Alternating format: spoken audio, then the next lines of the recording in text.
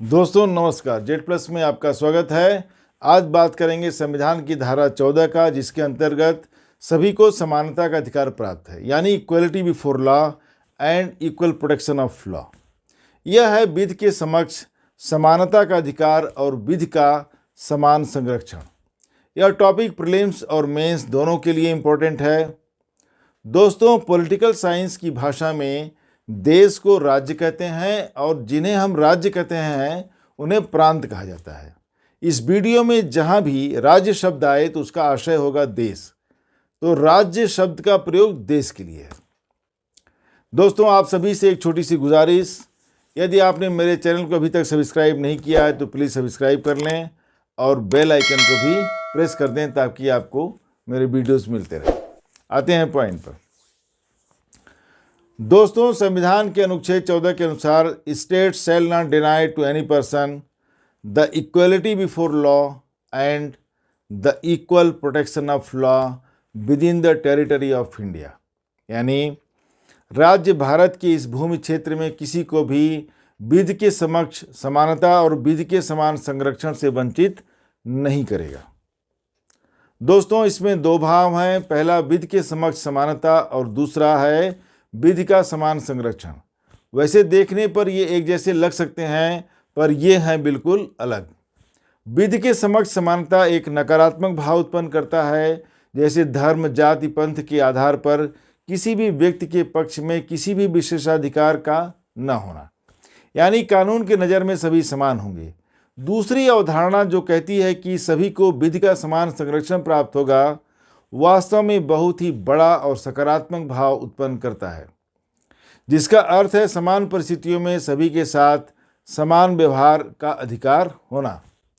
दोस्तों, एक लोकतांत्रिक व्यवस्था में विधि के समक्ष समानता का अधिकार और विधि के समान संरक्षण के अधिकार की अवधारणा के अंदर एक व्यापक सामाजिक एवं आर्थिक न्याय की भावना अंतर्निहित है। इक्वलिटी यानी समानता का अधिकार वास्तव में लोकतंत्र का सार है। दोस्तों, विधि के समक्ष समानता का अधिकार जाने माने ब्रिटिश संवैधानिक विशेषज्ञ डाइसी के रूल ऑफ लॉ यानी विधि के शासन से लिया गया है। विधि का शासन और विधि के समक्ष समानता दोनों ही आपस में जुड़ी हुई अवधारणाएं हैं।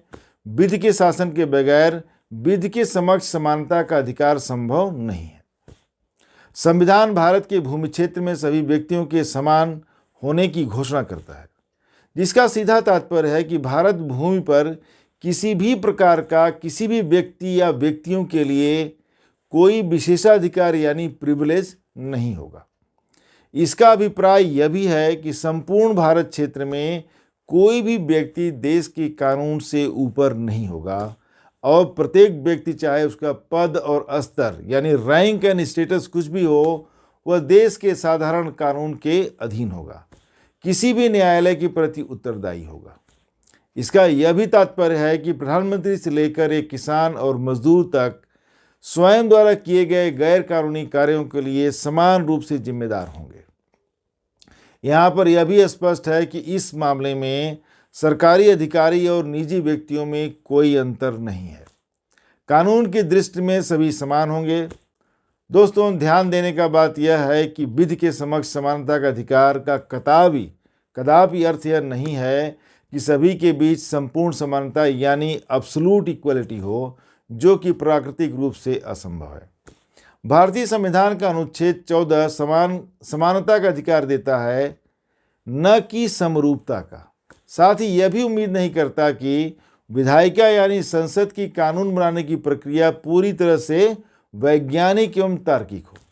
दोस्तों, किसी भी व्यक्ति के साथ संवैधानिक असमानता का व्यवहार तभी संभव है जब समान स्थिति यानी सिमिलरली सिचुएटेड होने के बावजूद उसके साथ दूसरों की तुलना में भेदभाव हुआ हो।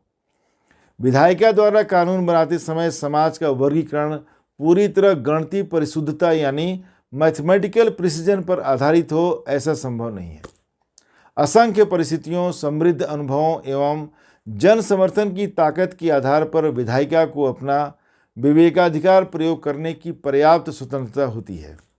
जब तक विधायिका द्वारा बनाया गया वर्गीकरण कानून संविधान के आर्टिकल 14 की कसौटी पर खरा नहीं उतरता, तब तक इस पर यह प्रश्न नहीं उठाया जा सकता कि क्यों एक वर्ग को लिया गया और दूसरे को छोड़ दिया गया, क्यों एक वर्ग के लोगों को ज़्यादा लाभ दिया गया दूसरों की तुलना में। समानता की अवधारणा तार्किक और भेदभावपूर्ण भेदभाव यानी डिस्क्रिमिनेशन की इजाज़त देता है। नागरिकों के विशेष वर्ग को विशेष लाभ या सुरक्षा या विशेषाधिकार प्रदान करना संविधान के अनुच्छेद 14 की परिकल्पना में अंतर्निहित है। संविधान के आर्टिकल 14 के अंतर्गत समानता का अधिकार सिर्फ राज्य के विरुद्ध उपलब्ध है, यानी प्राइवेट मामलों में यह लागू नहीं होगा। दोस्तों, संविधान के आर्टिकल 14 के कुछ अपवाद भी हैं। पहला, राष्ट्रपति और राज्यपाल को उनके शक्तियों और कर्तव्यों के अनुपालन के कारण किसी भी कोर्ट के प्रति उत्तरदायी नहीं ठहराया जा सकता। यदि राष्ट्रपति या राज्यपाल ने अपनी शक्तियों का प्रयोग किया है या करने वाले हैं, इसके लिए भी उन्हें किसी कोर्ट में उत्तरदायी नहीं ठहराया जा सकता। हालांकि अनुच्छेद 356 के अंतर्गत राज्य सरकारों को बर्खास्त किए जाने के राज्यपाल के फैसलों को हाई कोर्ट और सुप्रीम कोर्ट में चुनौती दी गई और माननीय अदालतों ने राज्यपाल के फैसले को गलत ठहराते हुए उस पर गंभीर सवाल खड़े किए। कुछ मामलों में राज्यपाल के फैसले को उलटकर राज्य सरकार को बहाल भी किया गया। उदाहरण के लिए उत्तराखंड में और भी स्टेट्स में हुआ है। दूसरा, राष्ट्रपति और राज्यपाल के विरुद्ध उनके कार्यकाल के दौरान किसी आपराधिक कार्रवाई की न तो शुरुआत की जा सकती है, न ही उसे जारी रखा जा सकता है। तीसरा, व्यक्तिगत स्तर पर किए गए किसी भी कार्य या करने का इरादा रखने पर भी पद पर आने के पहले या पद पर आने के बाद भी राष्ट्रपति और राज्यपाल के विरुद्ध किसी आपराधिक कार्रवाई की शुरुआत नहीं की जा सकती, बशर्ते 2 महीने पहले ही इस संबंध में लिखित में नोटिस दी गई हो कि वह भी राष्ट्रपति राज्यपाल के कार्यालय में, जिसमें उक्त कानूनी कार्रवाई के बारे में संपूर्ण विवरण दिया गया हो, जैसे किस तरह की कार्रवाई है, इस कार्रवाई का कारण क्या है और कार्रवाई करने वाले का पूरा नाम, पता और उसका दावा क्या है, वह किस तरह का राहत चाहता है। यह सब कुछ उस कानूनी नोटिस में समझाया गया हो। यह सब कुछ है आर्टिकल 361 में। हालांकि इस तरह की छूट राष्ट्रपति के विरुद्ध महाभियोग की कार्रवाई पर लागू नहीं होगा। इसके अलावा भारत सरकार या किसी राज्य सरकार के विरुद्ध किसी भी प्रकार के अभियोजन पर कोई रोक नहीं होगी। दोस्तों, अब आते हैं अनुच्छेद 14 के दूसरे हिस्से में, इक्वल प्रोटेक्शन ऑफ लॉ, यानी कानून का समान संरक्षण। समान लोगों के लिए समान कानून और उनके बीच समान रूप से कानून का लागू किया जाना। इसको दूसरे शब्दों में कह सकते हैं कि समान लोगों के साथ समान व्यवहार। कानून के समान संरक्षण का सीधा अर्थ हुआ कि सुविधाओं और अवसरों के रूप में राज्य द्वारा उठाया गया सकारात्मक कदम उनके लिए जो असमान यानी अनइक्वल है। अर्थ यह है कि परिस्थितियों वश जो लोग समाज के दूसरे लोगों से पीछे हैं, उनके उत्थान के लिए राज्य द्वारा उठाया गया सकारात्मक कदम। विधि के समान संरक्षण की पूरी अवधारणा के पीछे दरअसल 2 अवधारणाएं हैं। पहला है मौलिक समानता और दूसरा है वितरणात्मक न्याय यानी substantive equality and distributive justice. मौलिक समानता का अर्थ यह है कि सभी लोग मूल रूप से समान हैं, और डिस्ट्रीब्यूटिव जस्टिस का अर्थ है देश के संसाधनों पर सभी का समान अधिकार या बराबरी का अधिकार होना। इसलिए समाज के पिछड़े और वंचितों के प्रति राज्य का दायित्व है कि वह ऐसे सकारात्मक कदम उठाए ताकि समाज को सभी को सामाजिक, आर्थिक और राजनीतिक क्षेत्रों में समान स्तर पर यानी बराबरी के दर्जे पर लाया जा सके। समानता के अधिकार का अर्थ है समान परिस्थितियों में समान व्यवहार, और यह सब पर लागू है, चाहे वह राज्य द्वारा प्रदत्त विशेषाधिकार हो या दायित्व हो। संविधान की धारा 14 का आधार ही यही है कि समानता का व्यवहार उनसे ही हो सकता है जिनकी परिस्थितियां समान हों। समानता की अवधारणा में यह निहित है कि जो लोग परिस्थितियों के कारण असमान हैं यानी अनइक्वल बाई सर्कमस्टांसेस, उनके साथ समानता का व्यवहार नहीं किया जा सकता। असमानता की वे परिस्थितियां जिनको सही ठहराने का कोई तार्किक कारण नहीं है, उसमें किसी भी व्यक्ति के साथ न तो कोई पक्षपात होना चाहिए, न ही किसी को किसी लाभ से वंचित करना चाहिए। उदाहरण के लिए सभी पर बराबर का टैक्स लगा दिया जाए, ऐसा कैसे हो सकता है? हाँ, जो लोग किसी विशेष कैटेगरी में आते हैं उन पर टैक्स लगाया जा सकता है।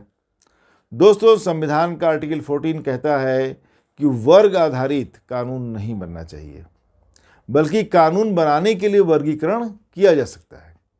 विधायिका कानून बनाने के उद्देश्य से लोगों का वर्गीकरण कर सकती है ताकि उन्हें एक विशेष रूप से परिभाषित वर्ग में रखा जा सके। साफ तौर पर मनमाने तरीकों से बनाए गए किसी भी कानून को सही नहीं ठहराया जा सकता। यदि प्रत्येक ग्रुप या वर्ग में समानता हो और एकरूपता हो तो कानून किसी भी तरह भेदभावपूर्ण नहीं होगा। हाँ, ऐसा हो सकता है कि संयोगवश ग्रुप के कुछ लोगों को दूसरों से ज़्यादा लाभ मिल जाए, पर ऐसे लोगों को चिन्हित करके उनके लिए अलग से कोई व्यवस्था करना उचित नहीं होगा। उदाहरण के लिए, आरक्षित वर्ग में आने वाली सभी जातियों का सामाजिक एवं आर्थिक स्तर समान नहीं है और कुछ जातियां ज़्यादा लाभ में हो सकती हैं, पर इस आधार पर उनके लिए अलग से कानून बनाना उचित नहीं है। किसी भी परिस्थिति में वर्गीकरण मनमानापूर्ण नहीं होना चाहिए, बल्कि ये पूरी तरह से तर्कसंगत हो और चारित्रिक गुणवत्ता यानी कैरेक्टरिस्टिक फीचर्स इसके मूल उद्देश्यों से मेल खाते हों। दोस्तों, यदि कानून बनाने के लिए एक तर्कसंगत वर्गीकरण का आधार है तो विधायिका को अधिकार है कि विभेदक उपचार यानी डिफरेंशियल ट्रीटमेंट का विधायिका सक्षम है अपने विवेकाधिकार से ऐसे वर्गीकरण करने के लिए। तर्कसंगत वर्गीकरण का आधार होना चाहिए इंटेलिजिबल डिफरेंशिया यानी उचित विभेद, यानी ऐसा वर्गीकरण जो कि न्यायोचित हो और सक्षम हो उनके बीच भेद पैदा करने में कि कौन वर्गीकृत समूह में होंगे और कौन लोग इस समूह से बाहर होंगे। महत्वपूर्ण बात यह है कि इस इंटेलिजिबल डिफरेंशिया का तर्कसंगत संबंध होना चाहिए उस उद्देश्य से जिसके लिए कानून बनाया जा रहा है। विधायिका को यह सुनिश्चित करना है कि किस वर्ग को संरक्षण देना है और संरक्षण देने का आधार क्या है। इसमें न्यायालय का दखल नहीं हो सकता। राज्य के पास व्यापक विवेकाधिकार है कि वह टैक्स लगाने के उद्देश्य से व्यक्तियों और वस्तुओं को चिन्हित करे और उनका वर्गीकरण करे। यह विधायिका का अधिकार है कि वह किन लोगों पर टैक्स लगाना है और किन पर टैक्स नहीं लगाना है, किसको छूट देनी है, किसको नहीं देनी है, किसको प्रोत्साहन देना है और यह भी तय करना है कि रेट क्या होगा। राज्य यदि चाहे तो कुछ विशेष वर्ग की संपत्तियों को कर मुक्त कर सकती है जैसे चैरिटी, पुस्तकालय आदि। विधायिका अलग अलग व्यापार और पेशों पर अलग अलग टैक्स लगा सकती है। रियल एस्टेट या निजी संपत्ति पर अलग तरीकों से टैक्स लगा सकती है। दोस्तों, समान संरक्षण का अर्थ है समान परिस्थितियों में समान व्यवहार की गारंटी, पर यह असमान यानी अनइक्वल परिस्थितियों में उचित भेदभाव की इजाज़त भी देता है। समानता का सिद्धांत यह नहीं कहता कि हर कानून सभी पर समान रूप से लागू होगा, खास तौर पर उन लोगों पर जो स्वभाव, उपलब्धियों और परिस्थितियों में बाकी लोगों से अलग है। समानता का सिद्धांत राज्य को शक्ति देता है कि वह उचित कारणों के आधार पर लोगों का वर्गीकरण कर सकती है। विधायिका को विशेष उद्देश्य के लिए विशेष कानून बनाने का अधिकार होना चाहिए, क्योंकि विधायिका को असंख्य प्रकार के मानवीय संबंधों से जुड़ी हुई तरह तरह की समस्याओं से जूझना पड़ता है और इसके लिए जरूरी है कि विधायिका के पास व्यापक अधिकार हों लोगों और वस्तुओं का उचित वर्गीकरण करने का, जिनके ऊपर से कानून लागू होंगे। जिस भी विषय का तर्कसंगत संबंध कानून के उद्देश्य से है, वही विषय लोगों और वस्तुओं के तर्कसंगत वर्गीकरण का आधार है। उदाहरण के तौर पर वर्गीकरण का आधार भौगोलिक हो सकता है, वर्गीकरण का आधार समय काल हो सकता है, वर्गीकरण का आधार व्यापार, उद्यम और पेशा हो सकता है। उदाहरण के लिए पदोन्नति के लिए, प्रमोशन के लिए उच्च शिक्षा को आधार बनाना वर्गीकरण का एक उचित आधार हो सकता है, क्योंकि उच्च शिक्षा और कार्यकुशलता में सीधा संबंध है। शराबबंदी के मामले में सिविल कर्मचारियों और सैन्य कर्मचारियों विदेशी पर्यटकों और भारतीय नागरिकों के बीच एक तर्कसंगत भेदभाव यानी रीजनेबल डिफरेंशिया किया जा सकता है। दोस्तों, कानून के समान संरक्षण की गारंटी मौलिक कानूनों और प्रक्रियात्मक कानूनों यानी substantive law and procedural law दोनों में लागू होता है। सरकार की निर्णय लेने की प्रक्रिया खुली होनी चाहिए, उसमें पारदर्शिता होनी चाहिए और निष्पक्षता होनी चाहिए। राज्य द्वारा प्रदत्त सुविधाओं का वितरण भी पारदर्शी, निष्पक्ष और गैर मनमानेपूर्ण तरीके से होना चाहिए। यदि पूर्ण पारदर्शिता नहीं है तो पक्षपात और मनमानेपन को बढ़ावा मिलेगा।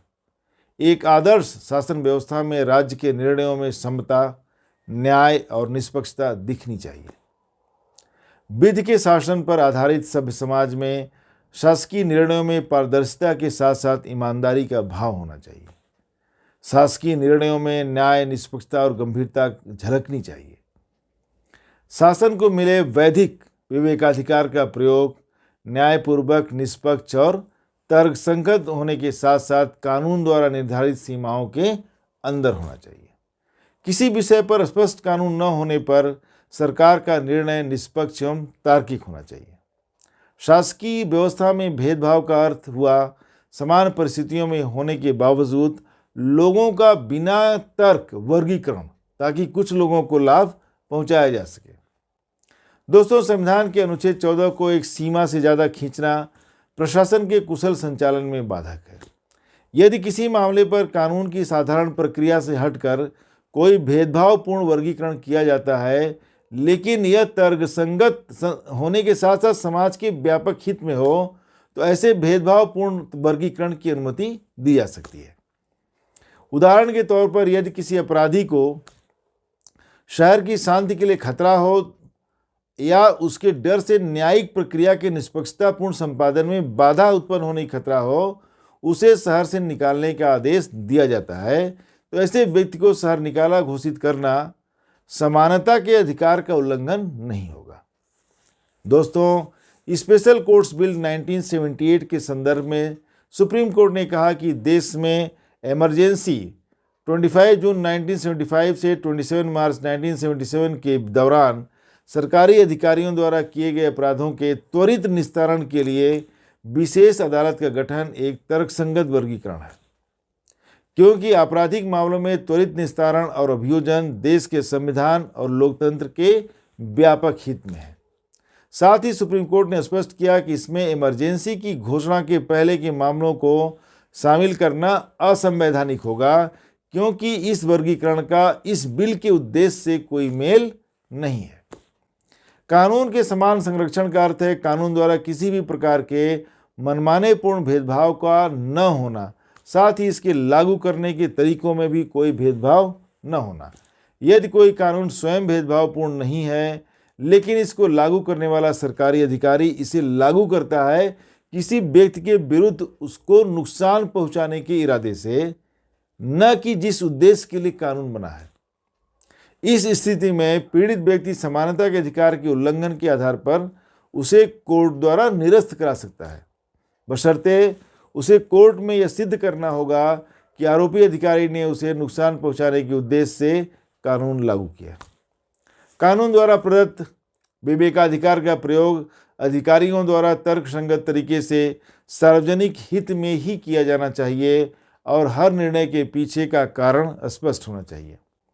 रीजनेबल एंड फेयरनेस यानी तार्किकता और निष्पक्षता संविधान की धारा 14 की हृदय और आत्मा है। इम्पोर्टेंट, राज्य की हर कार्रवाई के पीछे की एक भावना होनी चाहिए कि सभी के साथ समान स्थिति में समान व्यवहार और सभी को समान संरक्षण। अनुच्छेद 14 सरकार के मनमाने पूर्ण तौर तरीकों पर एक बहुत बड़ा अंकुश है।